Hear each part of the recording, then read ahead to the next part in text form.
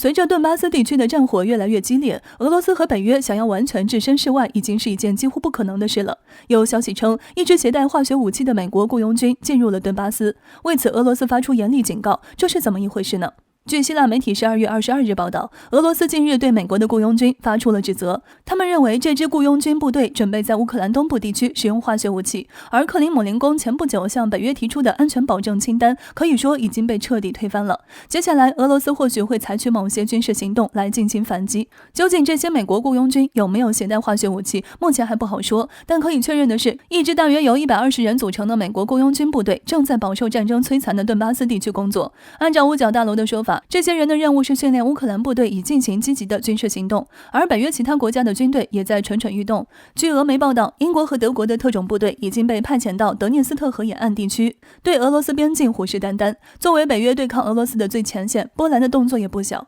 近期，他们从美国购买了300多辆二手装甲车，试图从西线给俄罗斯带来压力。对美国和北约各国这一系列激进动作，俄罗斯人不得不做出回应。最近，俄罗斯总统普京在俄罗斯国防部扩大会议上对北约发出强势宣言。据央视网报道，普京总统在21日的会议上表示，俄罗斯将继续系统性的推进武器装备技术的发展，即使北约给出了安全保障协议，他也不会相信。过往的事实证明，美国和北约的承诺毫无信誉可言，更何况目前他们对俄罗斯的安全要求并未给出任何回应。普京总统强调，美国和北约一系列的军事动作和计划都已经逼近俄罗斯家门口了，俄罗斯已经没有退路。如果他们继续实行这种充满侵略性的行为，那么俄罗斯必将采取对等的军事行动，对这些行为做出强硬的回击。他还强调，虽然俄罗斯人不怕流血牺牲，但俄罗斯还是希望能够通过和平的外交手段来解决目前的争端。毕竟战争不是俄罗斯愿意看到的，俄罗斯不是好战者，但美国和北约在乌克兰以及东欧的一系列做法已经触及到俄罗斯的底线。俄罗斯没有撤退可言，俄罗斯迫切希望北约能提供一份书面保证，这也是俄罗斯向北约提出安全保障要求的初衷。我们没有退路，是俄罗斯总统普京对北约介入俄罗斯周边局势的强势回应。这句话不仅透露出俄罗斯目前面临的危险局势，更透露出俄罗斯军队在维护国家安全方面的决心。在这个敏感的时刻，中国公布的一则消息被外界普遍认为是给俄罗斯送上了一颗定心丸，让俄罗斯不再孤军奋战。虽然前不久俄罗斯向北约提出了一份安全保障清单，但这似乎并未改变目前欧洲紧张的局势，反而让北约在东欧地区的动作越来越大。据悉，乌克兰加强了他们在顿巴斯地区的进攻。俄罗斯媒体甚至指出，美国的一支雇佣军部队正计划着向顿巴斯地区使用化学武器。同时，来自德国的部队也出现在距俄罗斯边境不远的摩尔多瓦德涅斯特河沿岸。波兰也紧急从美国购买了300辆二手装甲车。种种迹象表明，北约似乎并不想对俄罗斯提出的缓解东欧局势的提议做出回应。在这样的背景下，普京总统在21日举行的俄罗斯国防部扩大会议上发表演讲，表示俄罗斯军队将继续系统性推进武装力量的发展，即使美国和北约给出了正式安全保证，也不值得相信，并且北约在俄罗斯边境地区集结军队、举办军事演习这种情况已经严重威胁到了俄罗斯的国家安全。俄罗斯已经没有撤退可言，如果北约继续他们的这种咄咄逼人的行径，那么俄罗斯将做出对等的军事反击。就在普京总统宣布俄罗斯没有退路，将对北约的行径进行反击的同时，中国国防部公布了2021年国际军事合作亮点，其中的内容对普京而言可以说是一场及时雨。中国国防部最近公布了2021年中国军队国际军事合作亮点，高度赞扬了中俄两国军队在2021年展现的友好合作关系。文章指出，中俄两国军队交流合作高位运行，亮点频出。不仅如此，还对中国携手共同对抗固有的冷战思维、妄图霸凌他国的敌对势力所做出的努力表达了肯定，再次让世界认识到中俄两国世代友好的战略合作伙伴关系。有分析人士指出，这个妄图霸凌他国、固守冷战思维所指的是谁，很多人都非常清楚。现在俄罗斯正面临着北约带来的军事压力，在他们准备奋起反抗的时刻，中国国防部的这番表态相当于给俄罗斯吃了一颗定心丸，让俄罗斯体会到在维护世界和平对抗霸权主义的道路上，他们不是孤军奋战，还有来自东方的朋友在背后支持他们。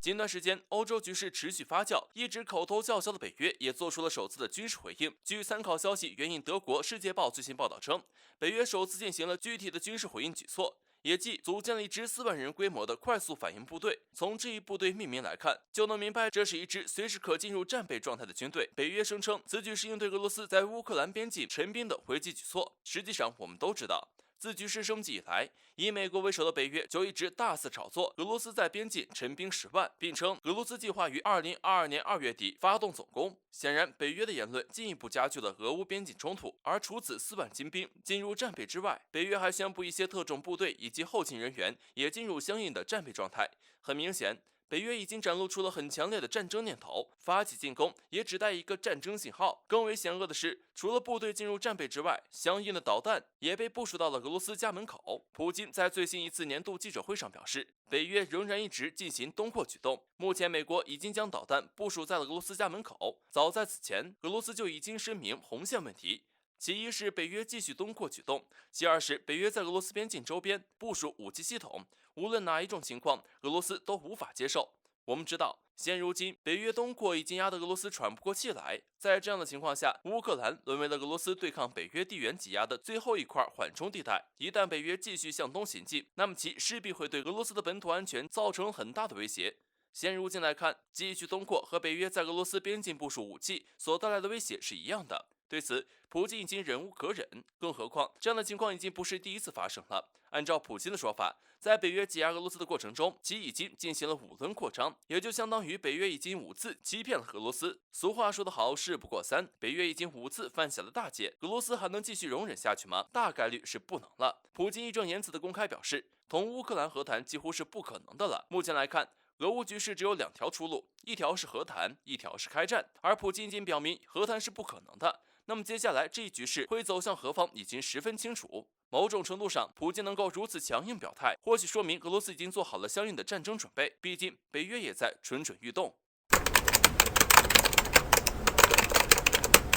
自2020年中印边境爆发对峙事件以来，印度在边境的叫嚣就从未真正中断过。本以为随着边境冬天的来临，印度会稍微收敛一些，但是事实却是完全相反。在看到印度一而再再而三的挑衅举动后，外界难免心生疑惑：印度凭什么敢同强大的中国抗衡？某种程度上来说，俄制武器乃至美制武器是印度对抗底气的来源之一。只不过购买先进武器是一回事，能否发挥其最大性能又是另外一回事。从印度目前的军工现状来看，印军能够发挥美俄先进武器的1半威力就已经是谢天谢地了。现如今中印边境局势仍然十分不明朗。在最近的一次新闻发布会上，我国表示，目前中印正通过外交和军事渠道来继续保持对话沟通。如大家所见，印度在军事上的沟通似乎毫无诚意，其仍然一个劲儿的在边境排兵布阵。至于在外交上，印度高层多次对外叫嚣，将中国列为印度的头号敌人。印度这些强硬的表现似乎给外界营造了一种假象，在对抗中国这件事上，印度有强大的底气同中国抗衡。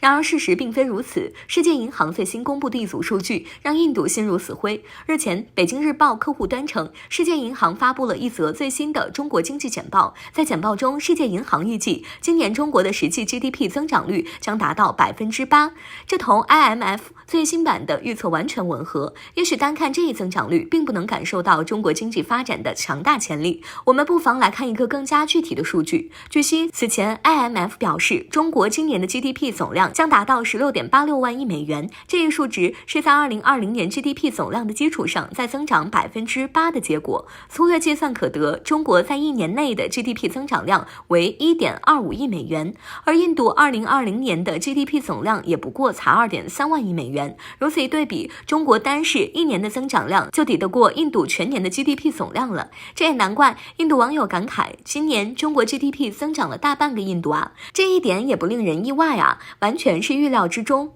我们知道，在军事上，印度同中国完全没有对比性，而唯一受外界比较看好的是印度的经济发展潜力。有人曾表示，印度可以替代中国成为下一个世界工厂。为此，印度还提出了雄心勃勃的印度制造崛起战略。但是现如今来看，印度再怎么发展，其同中国的差距依然很大。国际组织最新公布的这组数据足以说明一切。就这，印度凭什么敢向中国叫嚣？